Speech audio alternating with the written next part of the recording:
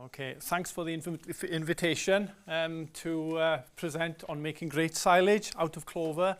It's a great material to be working with, and hopefully we'll together be able to produce some great stuff.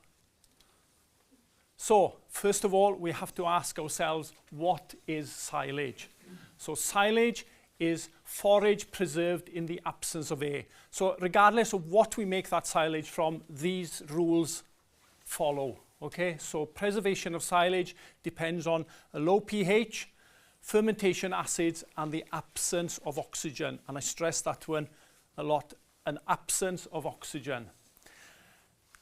So producing a good silage means that we have to bring together a number of complex processes together in synchrony to achieve that good silage. If we managed that, we will produce great quality silage and low silage losses. Failure to, in one small aspect of that complex jigsaw can mean that the result means low quality silage and high silage losses. So I'm going to be talking a lot about efficiency this afternoon. Efficiency is key, especially with clover silage. It has its downsides, but we know what those are, and we need to work to ensure that we get the job done successfully.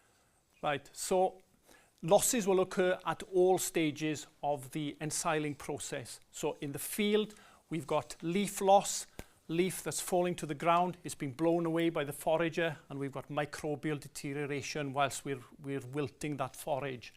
When we're filling the silo, we've got respiration losses. Some fermentation pathways are inefficient and unpredictable, and we need to make sure that we have the right fermentation. And then feed out losses. We've got material that has to be disposed of from the clamp or rejected by the animal, and we've got aerobic deterioration, which is an invisible loss. Now then, a lot of these losses are visible losses. It's mouldy silage on the shoulders, but a lot of the losses are invisible losses, and these losses are difficult to comprehend and difficult to understand. The silage just disappears. Some of these losses, and they can total 25% in a clamp silage on a farm. So some of these losses are avoidable, and we need to work together to reduce the figure from 25% down to a manageable figure.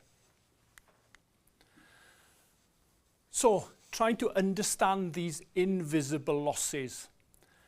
Now then, this was a study we did called Smart Silage, where we buried sandbags full of silage within a clamp of silage.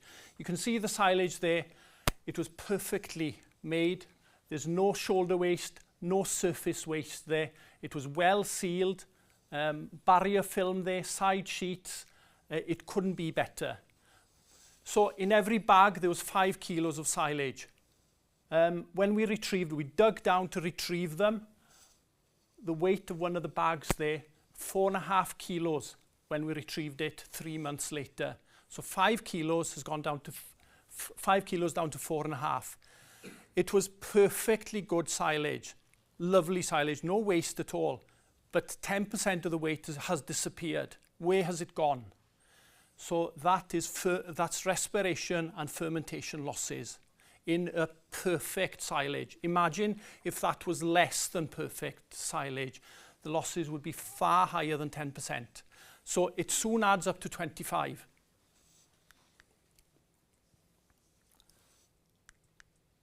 I'll get the hang of this sometime.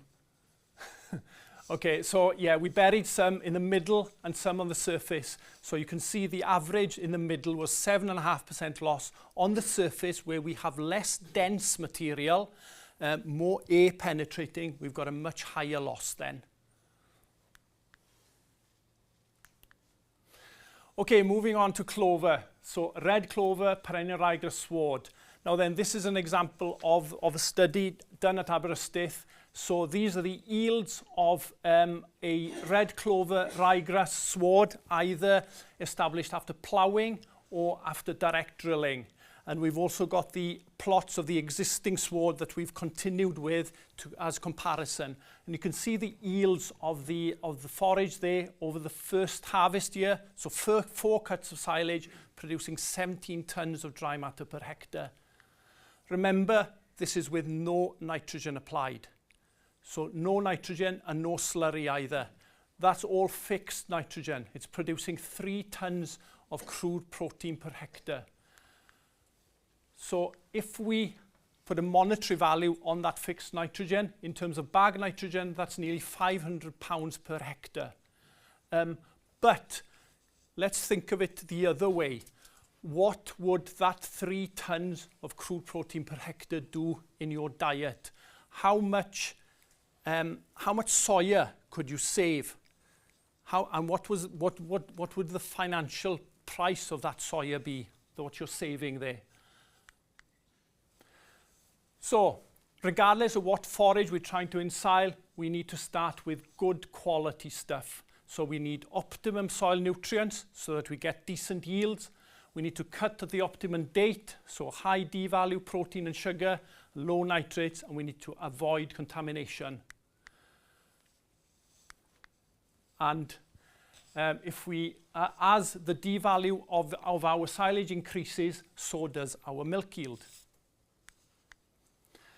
So the same is true of our red clover ryegrass sward. So here we've got an example of yields in first cut and second cut. So as the weeks progress, we've got an increase in yield. And notice the so first cut on the left-hand side. Notice that we've got a lot more ryegrass in the first cut compared to the second cut. In second cut, the red clover really does come into life and yields well. Some of this possibly is due to the drought resistance of red clover being better than perennial ryegrass, but it's yielding excellently well there. But of course, we don't want, it's a compromise. We don't want, we need to optimize the quality. So as the yield increases, we've got the crude protein dropping down. So we need to pinpoint the correct time to cut. And this would be at the late bud stage. So there's an image there of a bud.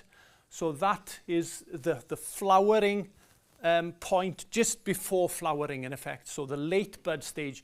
At that point, you'll see some red flowers in the field, but the majority of the plants will be at the late bud stage. So in this study, that coincided with 14th of May and the 6-week period in the second cut.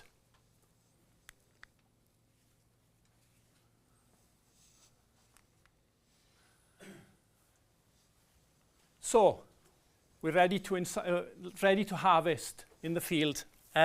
So wilting of most forage crops is essential. We don't want to cut water, but more than that, we want to concentrate the sugar within the forage. The sugar is our fuel for the fermentation.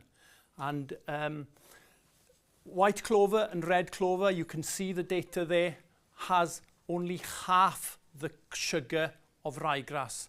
So obviously, it's even more important to utilize that sugar efficiently because there's only half there compared to ryegrass.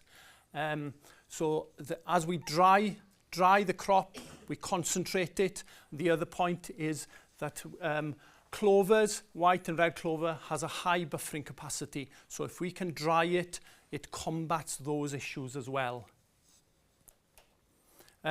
So even though clover is low in sugar, don't be too concerned. You know, we have the means to ensile it efficiently. Consider lucerne or alfalfa. That only has half the sugar content of clover. And there's millions of hectares ensiled of that all over the world successfully.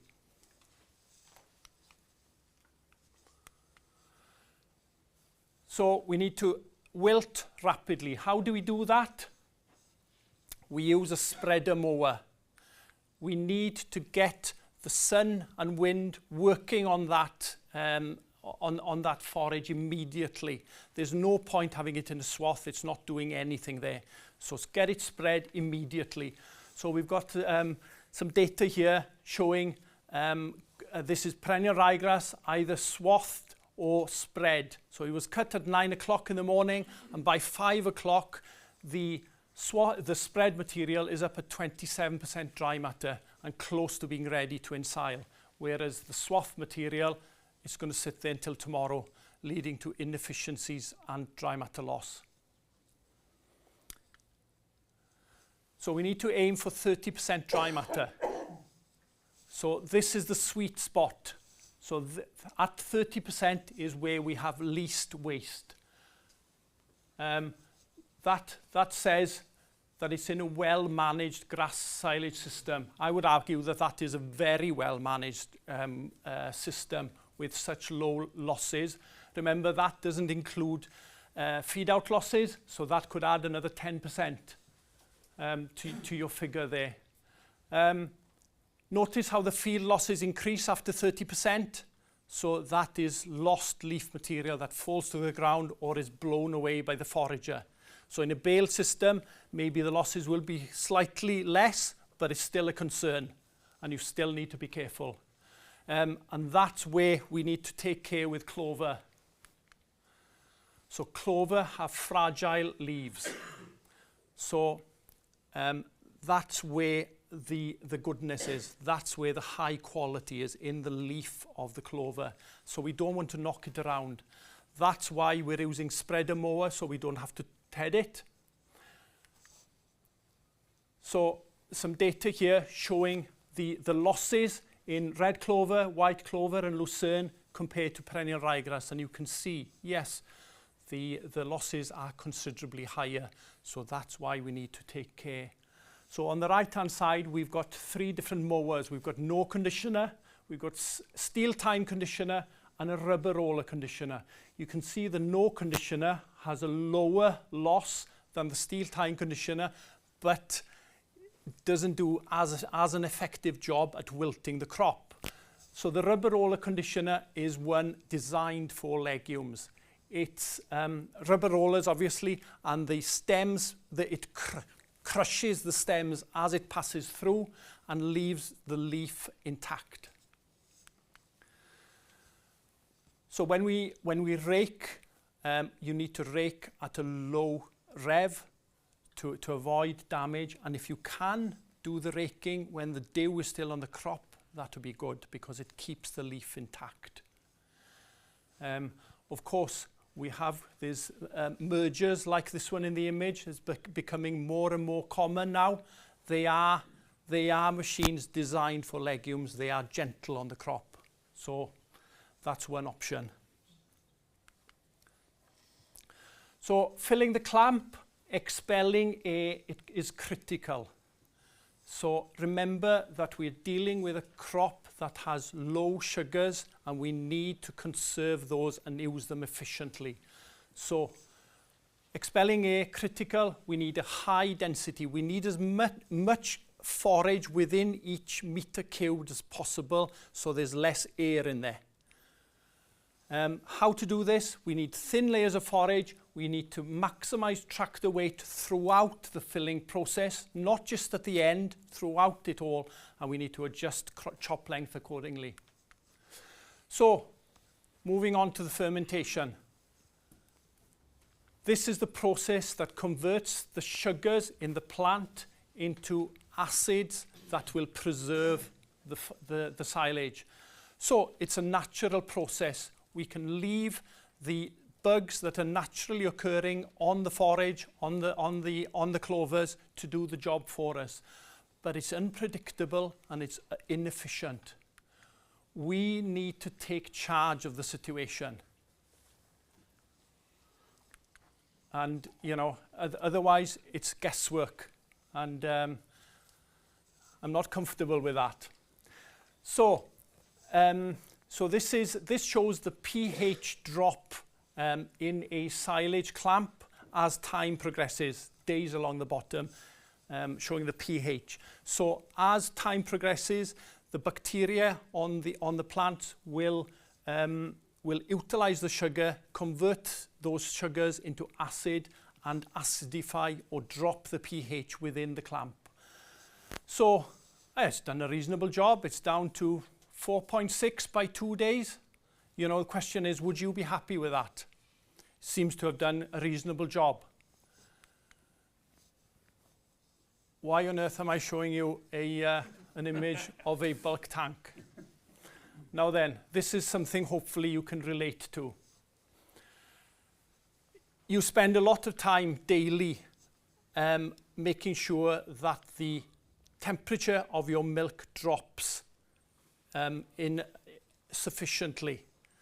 You know, you spend a lot of time and money to ensure that happens. And the question is, why do you do that? You spend a lot of money on it, but you know that the cost implications of not cooling that down to 4 degrees will be far costlier. And it's exactly the same with silage. The magic number is 4 in both of them. 4 degrees in milk, pH 4 in silage. And the more rapid we can do it, you know, in milk, if you don't do it, undesirable bugs will infect that milk, and you will be paid less for it. There'll be a financial penalty, and it's exactly the same with silage. So there's 1 gram of grass in my hand there, and on that 1 gram of grass, there are literally millions of bugs, millions and millions, and most of them are undesirable. They're nasties. And you know what? They're all after the sugar in your grass or clover. They're after the Mars bars. They're not interested in anything else. They are after the best bits. And they're helping themselves. And you need to stop that happening. So if we go back to the blue line now, it doesn't look quite as attractive now, does it? It hasn't reached that magic 4 number. And I guess if that was a chart showing the temperature of your milk at home, with hours along the bottom there, you'd be tearing your hair out now. So we need to take control. We need to use an additive and get that pH down to 4 as soon as possible. And a Lactobacillus plantarum additive is doing that. It's efficiently converting sugar into acid, preserving all the nutrients in your silage, as much as possible of the nutrients in your silage. And remember that a Lactobacillus plantarum inoculant will do the same just as effectively in a clover sward, in a clover silage, as in a grass. Does what it says on the tin. It'll dominate the fermentation. But what you need to remember is that you have to ensure that there's 1 million bacteria going onto every gram. Every handful of grass like that needs to have 1 million of bugs delivered onto it from that inoculant. It's a huge sum. Have a look on the product you're using at home. Does it say 10 to the 6 colony forming units per gram? If it doesn't, possibly it's only applying 1/10 of that, 100,000 per gram. That'll be 10 to the 5. And 10 to the 5 is not enough in the UK. In our humid, moist conditions, we need we need 1 million bugs per gram to dominate over all these undesirable bugs. So if we move on to a red clover silage, same type of chart. We've got pH drop and days along the bottom. This is so admittedly, this is probably a drier silage than the grass silage we saw in the previous slide, but we've got the untreated, very slow drop there. You wouldn't be happy if that was your milk temperature, would you? But inoculated, we've got a rapid pH drop, massive difference. And that inoculant is preserving your protein, preserving all the energy within that silage. I've mentioned that sugar is going to be a bit limiting in clover, but notice in this treatment, in the blue line, we've added inoculant and sugar, but there's no real additional benefit. So it proves the point, even though the sugar was a bit limiting in the clover, there were still sufficient quantities there. It's just a matter of utilizing it efficiently. So I've mentioned inoculants in the previous two slides. There's two main groups of inoculants. We've got homofermentative, for example, the Lactobacillus plantarum I mentioned. So this one produces, converts sugar into lactic acid. It preserves all your nutrients, and it does it very, very effectively. You end up with more sugar in that clamp to feed to your cows. The second type are heterofermentative, for example, Buchneri, and these are designed to control aerobic spoilage on the face of the clamp. So they produce lactic acid and acetic acid and other end products from the sugar. They may reduce the quality of the silage with their quest to control aerobic spoilage. So those are the two different types. And personally, my thoughts are that they're putting attention to detail with the quality of the silage gives you a better chance at controlling aerobic spoilage. So using the top inoculant and doing a good job on ensiling is a better option, especially so with clovers, because there's less of an issue, there's less of an aerobic stability issue with clovers compared to perennial ryegrass. Polyphenol oxidase. So this is a compound that you find in red clover. You won't find it in white clover, and you will find it in apples as well. So when you take a bite out of an apple and it turns brown, that is the polyphenol oxidase protecting the protein in the apple. So you can see at the bottom there, in the same way, red clover leaves will turn brown during wilting, and that's the polyphenol oxidase protecting the protein. So it not only protects the protein during ensilage, it protects the protein in the rumen as well. So you end up with more. So more of that protein is available to the animal. So there's more true protein there. So you see the table this side. So we've got more, less protein breakdown in the red clover due to the PPO. And then bird's foot trefoil, we've heard about that this morning. So we've got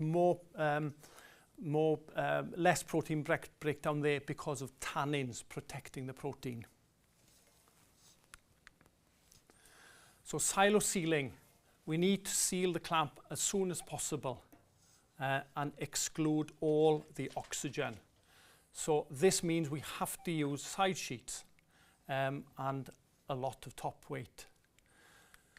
So I don't know how clearly you can see that image there, but this is a clamp that's recently been sealed with a barrier film, an oxygen barrier film. So you can see it's more commonly called cling film, and you can see the effect. It's clinging to the grass at the top of the clamp, but at the bottom it's bulging out. Only 5 minutes left. Wow. Right. Yeah, you can see it bulging out. What on earth is happening there? Do you know what the reason for that is? Carbon dioxide. Carbon dioxide is heavier than air, and we need to remember that. The critical thing here is that we've sealed the front of the pit there with sausages, basically, and we're holding that carbon dioxide in. that is the most important place you need to seal the clamp, is along the front, the lower part, because that's where the carbon dioxide is going to flow out. So that's how your clamp should look. So we need our clamps to be more like bales. Bales are totally sealed. And the fermentation, preservation in a bale is a lot more efficient than in a clamp. That's why we have far less losses in bales compared to clamp. So bear that in mind. We want our clamps to be like bales, total seal. I want them looking like the one on the left, please, not the one on the right. So large lorry tyres and tractor tyres, yeah, they hold the plastic down, but they don't hold the carbon dioxide in. Right, barrier films, I mentioned earlier. So black polythene, it lets oxygen through. Is that a surprise? It's cheap stuff. But yeah, barrier films, there's more expensive compounds within that plastic that stops the oxygen passing through. And you can see the effect here. We've analysed the top 6 inches of a clamp, and you can see under the oxygen barrier film, we've got a higher ME, higher intake potential, higher milk production. So it's well worth the money. But the whole clamp needs to be totally sealed, especially around the edges and the front. So in a badly sealed clamp, we've got carbon dioxide flowing out of the clamp and oxygen penetrating in, so leading to losses. But in a well-sealed clamp, we've got a good seal along the front, so oxygen can't get in, and we've got low dry matter losses. So it doesn't matter what you have along the front there. It could be soil, it could be muck. You could fold the sheet up. It could be full of water to hold that sheet down, to seal the clamp. So red clover silage. This is 2 years data. So material inside, we've got 3 cuts a year, wilted for 48 hours, inoculated, in bales, 6 layers of film. And yeah, you can see we've got a range of dry matters from 34 in first cut down to 24 in the third cut. But we've got consistent fermentation because we've inoculated. And we've got excellent crude protein contents, above 20% in every cut. So to clamp or to bale, which one? It's up to you, whichever you prefer. If you've got a large acreage of white clover, ryegrass, yes, it can all go into clamp. But if you have a small area of possibly a pure red clover that you want to aim at one specific type of stock, then possibly you would want to ensile in bales so that you can maintain a constant supply of forage to those animals. You know, a sandwich in a clamp disappears, and it's not an effective way of utilising that material. Remember, the fermentation in a bale is a lot more effective and efficient, and so it's ideal for red clover and lucerne possibly as well. So an example there of a comparison between clamp and bale, no difference in red clover. Same with lucerne, very little difference between clamp and bale. Notice the lucerne is higher in dry matter, also higher in crude protein as well, 23% there. So at the same growth stage comparison with red clover, lucerne will always be higher. Feed out, so all the previous management practices will impact losses during feed out. So we need to ensure that we have a dense, high density silage so that there's no air movement within that clamp. So when we come to feed out, air can't penetrate in. So all the usual recommendations, use a sharp shear grab so you're sealing the face, move across the face too rapidly, and you know, and don't have too big a face basically.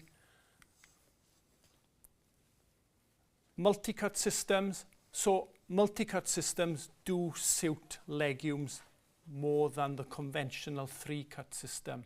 So I'm thinking of your white clover here now, as well as red clover.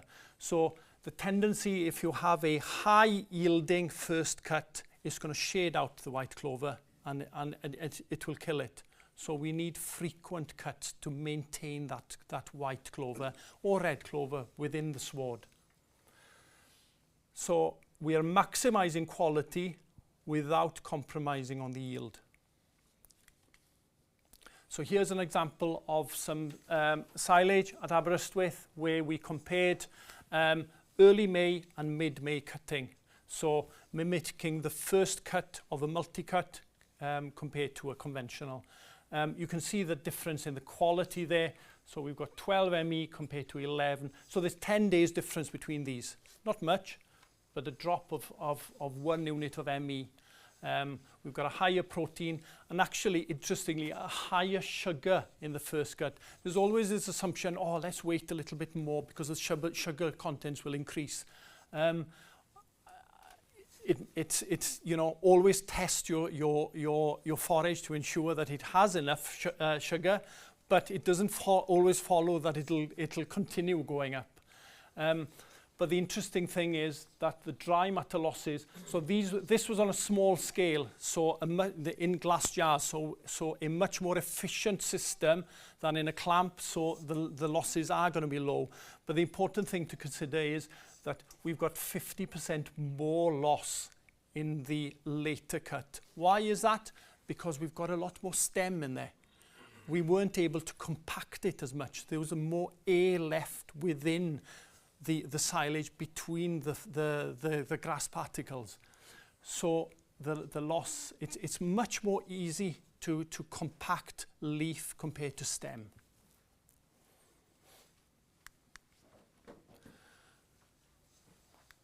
So, yeah, more about multi-cut. So the aim with multi-cut is to cut when the fields are still green.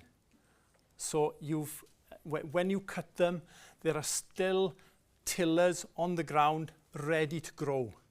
There's nothing worse than cutting a field, it's yellow for a week before it thinks about starting to regrow. You know, you're talking about this in midsummer when we have maximum growth conditions and your field's doing nothing. So yeah, maintain non-flowering tillers. And if we, yeah, and this system doesn't shade the white or red clover. So summary there for you. So legumes have a superior feeding value compared to grass.